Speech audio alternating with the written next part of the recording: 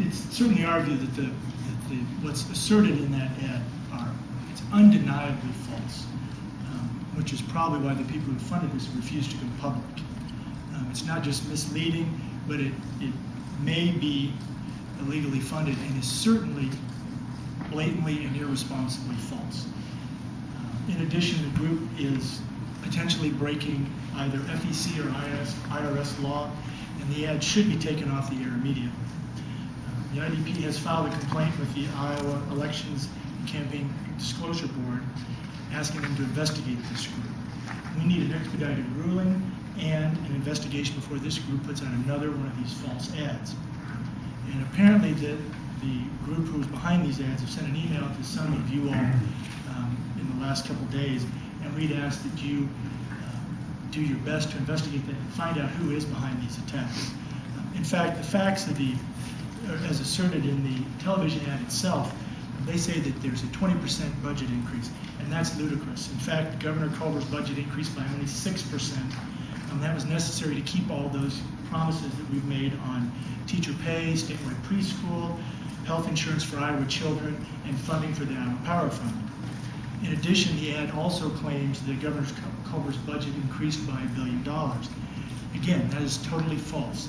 In fact, in keeping his commitment to Iowans, his budget increased spending by $355 million, which is actually 65% less than what was claimed in the ad.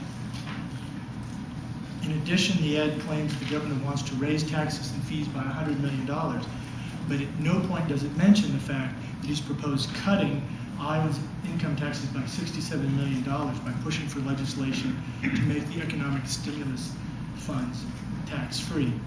And finally, bringing Microsoft to Iowa would produce 500 high-paying jobs, and it won bipartisan support from the legislature. In fact, 80 Democrats voted for the Microsoft bill, 64 Republicans out of 67.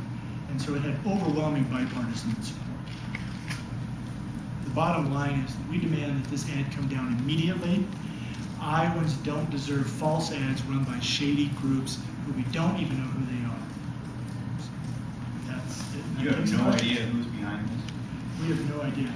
We're hopeful that you all can figure it out because we've not been able to. I mean, they just haven't disclosed enough that we've been able to make any determination. Are you familiar with Jessica Young with the Holtzman Vogel law firm out of Virginia?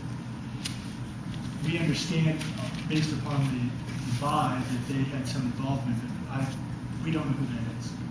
What is the address on Beaver Avenue? There's an address on Beaver Avenue. It's a strip mall.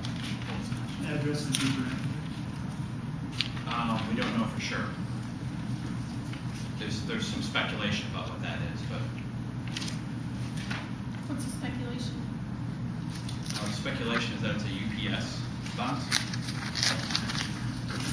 Where did you obtain this copy?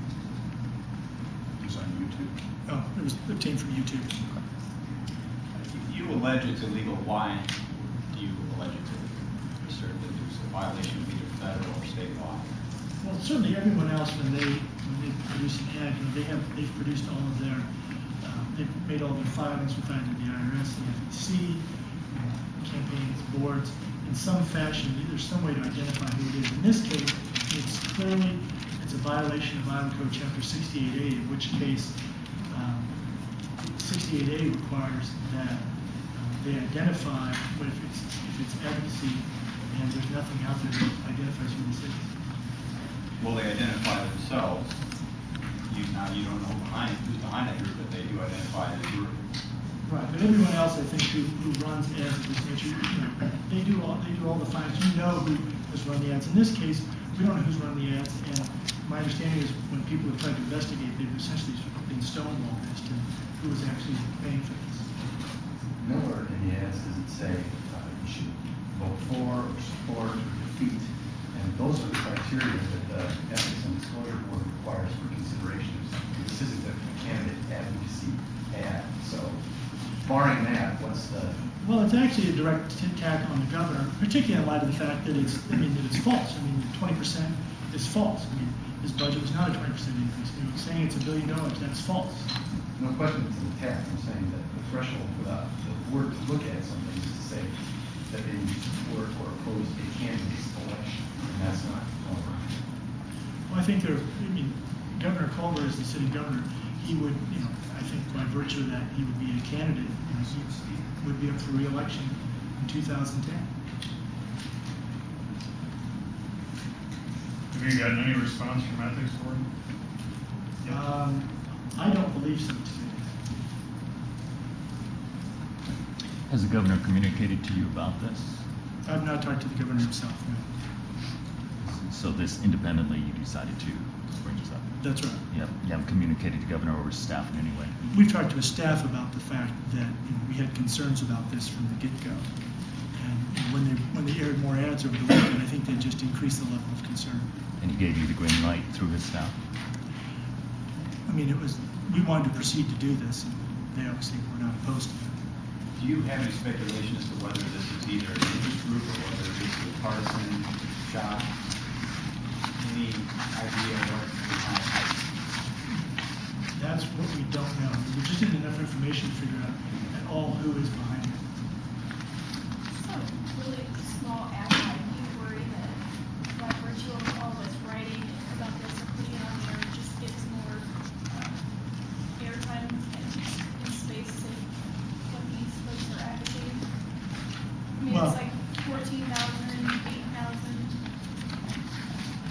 In the scope of a pretty small ad hoc.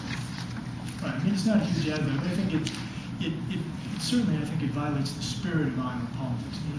We've always had very open politics in Iowa, and this is absolutely not in keeping with that spirit.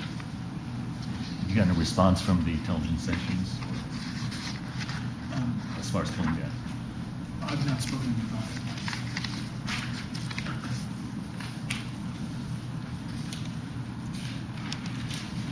Thank you. Anything else? Thank you very much.